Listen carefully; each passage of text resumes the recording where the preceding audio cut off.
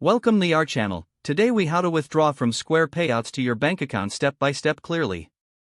Open the Square app on your mobile device or log into your Square dashboard on your computer. Locate the Payouts section on the home screen or navigation menu. Select the specific payout you wish to withdraw to your bank account. Tap or click on the withdraw option associated with that payout. Enter the amount you want to transfer, if applicable. Check to ensure your linked bank account is correct. If you haven't linked a bank account yet, follow the prompts to add your bank information securely. Review the transaction details, including any fees that may apply. Confirm the withdrawal by tapping or clicking the Confirm button. Wait for a confirmation message indicating that your withdrawal request has been processed. Check your bank account after a few business days to verify that the funds have arrived. For any issues, navigate to the Help section or contact Square support for assistance.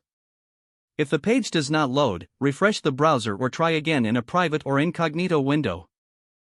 Make sure you are using the correct email address, then retype it carefully to avoid small typos.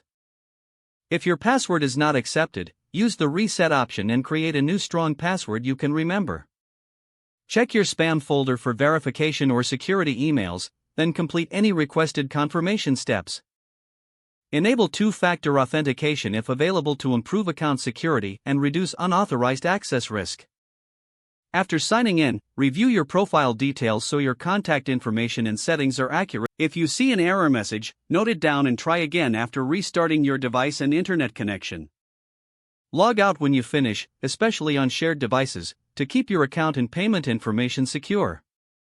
If the page does not load, refresh the browser or try again in a private or incognito window.